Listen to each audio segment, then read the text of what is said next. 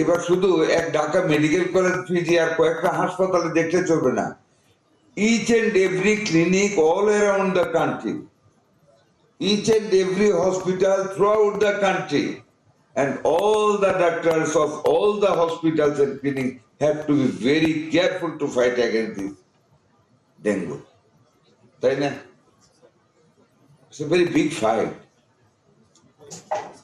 আমি একদম আপনাদেরকে কসম কেটে বলে আমি খুব নার্ভাস হয়ে গেছি, আমি খুব দুর্বল হয়ে গেছি। আমি কিভাবে এটা ফাইট করব?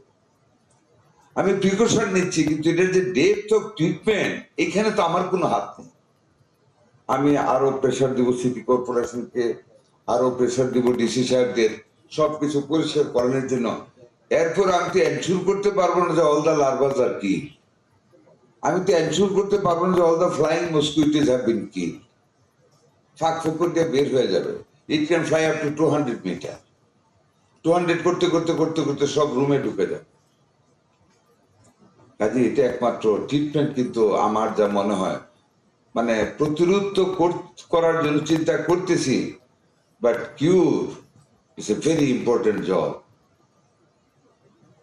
প্লাজমা লিকেজ ঠেকানোর মোমেন্টাম বোঝার জন্য ডাক্তারদের একটা তীক্ষ্ণ দৃষ্টি তার পেশেন্টের প্রতি থাকতে হবে। তারপর ডাক্তারই বা আমাদের কতজন, পেশেন্ট যদি বেশি হয়ে যায় আমি বুঝি না how it would be manageable. তবু আজকে আপনাদের কাছে সোসাইটি অফ মেডিসিন যেভাবে এগিয়ে আসছেন, যেভাবে রেসপন্স করতেছেন, যেভাবে সামনের দিকে ডাউনওয়ার্ড মানে ডিস্ট্রিক্ট লেভেলে ট্রেনিং এর জন্য যাওয়ার প্রস্তুতি নিচ্ছেন, ডাক্তারদেরকে ট্রেন আপ করা ব্যতীত এই প্রোটোকলে, এই ট্রিটমেন্টে আর কোনো বেটার পথ আছে বলে আমার মনে হয় না। ওষুধ তো লাগবে। আমি স্যালাইন কালেক্ট করে যাচ্ছি, প্রায় 2.5 লক্ষ স্যালাইনের মতন আমার হাতে আছে। এই সপ্তাহের ভিতরে আমি আশা করি I can reach up to the maximum requirement of the saline that I can manage. আমার ভাই আছে এখানে, doctor Riyad, will help me, ওইটা করতে পারবো। বাট সোসাইটি অফ মেডিসিনের কাছে আমার এবং আমার সিদ্দিকী ভাই, আমার অত্যন্ত respectable person of my own district এবং বাংলাদেশের হেড অফ দ্য মেডিকেল ইনস্টিটিউশনের চিফ, আমি অনুরোধ করব খুব submissively, you take the leadership, let me follow you.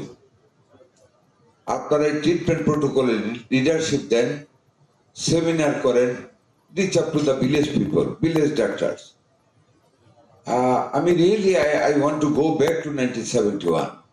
আমরা যদি সমন্বিত ভাবে রাজাকারদের বাদ দিয়ে নিজেরা প্রচেষ্টা না করতাম, তাহলে তো দেশটা স্বাধীন করতে পারতাম।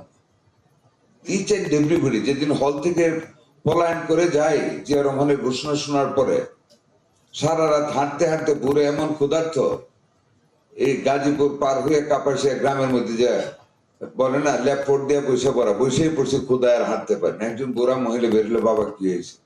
বললাম মা গো, পাকিস্তানি আর্মিরা কালকে রাত্রে তো মায়ের শুরু করছে, পলায় আসছি, একটু বাদ দেন। শান্তির মধ্যে এতটুকু বাদ আর একটা মরিচ করে দিল, কি যে প্রশস্তি পাইছিলাম খায়া। এই যে পার্টিসিপেশন, এইবার ডেঙ্গুকে জয় করতে হলে ওই পার্টিসিপেশন লাগবে, ওই মনোবৃত্তি লাগবে, ওই মেন্টালিটি লাগবে, ওই বিলঙ্গিংনেস লাগবে, ওই সেন্স অফ রেসপন্সিবিলিটি পারফর্ম করতে হবে। Otherwise it would be very difficult to fight against the dengue this time.